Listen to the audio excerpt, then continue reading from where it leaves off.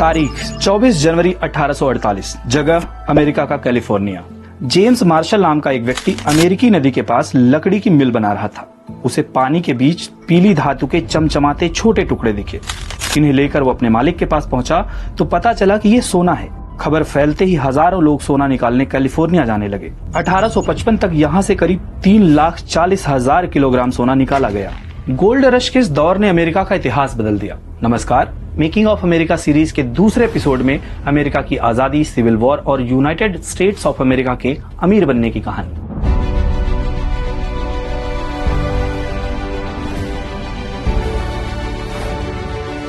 Boston नरसंहार और Boston T party के बाद अमेरिका में आजादी का बिगुल बज चुका था। 18 अप्रैल 1775 की रात ब्रिटिश सैनिकों ने तय किया कि वो क्रांतिकारियों से हथियार जब्त करेंगे। इस दौरान हुई मुठभेड़ में मिलिशिया के 8 लड़ाके मारे गए, लेकिन लड़ाकों ने पलटवार किया तो ब्रिटिश सैनिक हथियार और सामान छोड़कर भागने लगे। इसे अमेरिकी क्रांति की शुरुआत माना जाता है। 1775 में सेकेंड कॉन्टिनेंटल कांग्रेस की बैठक हुई और जंग के लिए जॉर्ज वॉशिंगटन की अगुवाई में एक आर्मी बनाई गई। 1776 में पॉलिटिकल फिलोसोफर थॉमस पेन ने कॉमन सेंस नाम का एक पर्चा छापा। उन्होंने लिखा, आजादी न केवल जरूरी है बल्कि स्वाभाविक भी। इससे लोगों में आजादी के लिए एकजुट होने की भावना जागी। 7 जून 1776 को वर्जीनिया के रिचर्ड हेनरी ली ने ब्रिटिशर्स से आजादी के लिए कांग्रेस में एक प्रस्ताव पेश किया।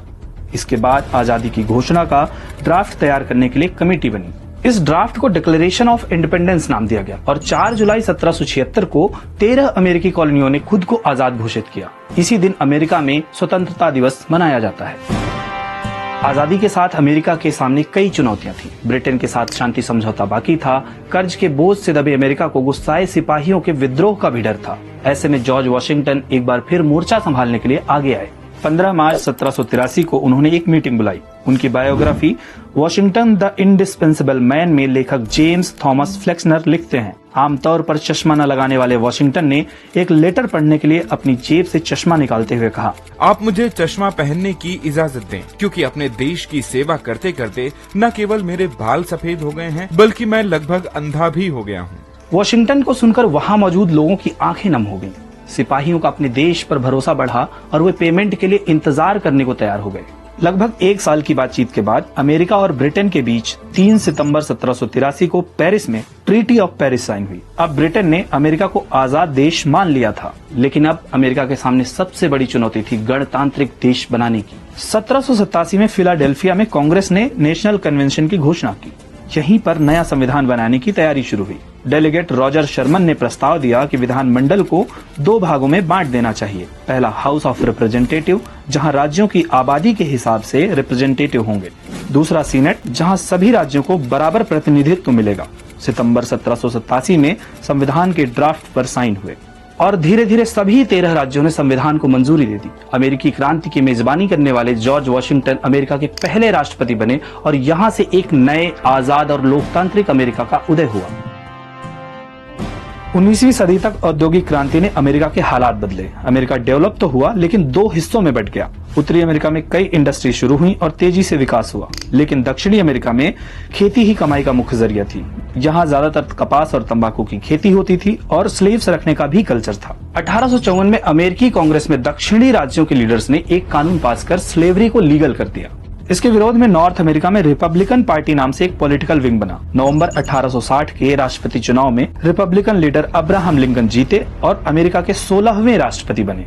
लिंकन ने चुनाव में वादा किया था कि वो गुलामी खत्म करेंगे। ऐसे में दक्षिणी राज्यों को अपनी इकोनॉमी चौपट होने का डर सताने लगा। 8 फरवरी 1861 को दक्षिणी अमेरिका के 7 राज्यों ने अमेरिकी यूनियन से अलग देश कॉन्फेडरेट स्टेट्स ऑफ अमेरिका बनाया और अमेरिकी यूनियन 2 टुकड़ों में बट गया। लेकिन लिंकन को ये बात रास नहीं आई। अमेरिका सिविल वॉर से जूझ रहा था, तभी प्रेसिडेंट लिंकन ने एक एक्ट पास किया और इसके तहत 1 जनवरी 1863 को दक्षिणी अमेरिका के गुलामों को आजाद कर दिया। इनमें से करीब 1,80,000 लोगों ने यूनियन आर्मी ज्वाइन की।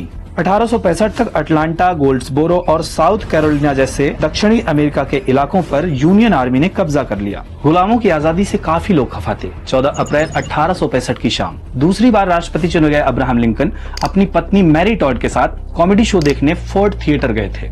इसी दौरान एक व्यक्ति वहां आया और लिंकन को गोली मार दी। गोली लिंकन की दाईं आंख के पीछे लगी थी। तमाम कोशिशों के बावजूद उन्हें बचाया नहीं जा सका। लिंकन पहले ऐसे अमेरिकी राष्ट्रपति थे जिनकी हत्या की गई थी। लिंकन की हत्या करने वाला शख्स एक एक्टर था और स्लेवरी का सपोर्टर भी। 26 अप्रैल 1865 को सिविल वॉर खत्म होने की आधिकारिक घोषणा हुई। संविधान में नए संशोधन किए गए और अमेरिका से गुलामी को पूरी तरह खत्म कर दिया गया। 1700 के दशक की शुरुआत में फ्रांस उत्तरी अमेरिका के एक बड़े इलाके को कंट्रोल करता था जिसे लुइसियाना रीजन माना जाता था। ये मेक्सिको की खाड़ी से मिसिसिपी नदी तक और वेस्ट के रॉकी माउंटेन तक फैला था। अमेरिका ने नेपोलियन बोनापार्ट से लुइसियाना रीजन $1.5 करोड़ में खरीदा। ये इलाका अमेरिका के जमीनी और आर्थिक विस्तार का सेंटर बना। इसके बाद बारी थी अलास्का की। अमेरिका का मानना था कि अलास्का पर कंट्रोल से वो एक स्ट्रॉन्ग पैसिफिक पावर के रूप में उभर सकता है और 18 अक्टूबर 1867 को अमेरिका ने रूस से अलास्का खरीद लिया। शुरुआत में इस जगह को बेकार समझा गया, लेकिन 1880 और 1890 के दशक में यहाँ सोने की खोज हुई, जिसके बाद हजारों लोग गोल्ड के लिए यहाँ बसने लगे। आगे चलकर इसी अलास्का ने अमेरिका को इकोनॉमिक पावर बनने में मदद की। मेकिंग ऑफ अमेरिका सीरीज के तीसरे एपिसोड में बताएंगे वर्ल्ड वॉर में अमेरिका की भूमिका और अमेरिका के सुपर पावर बनने की कहानी। नमस्कार।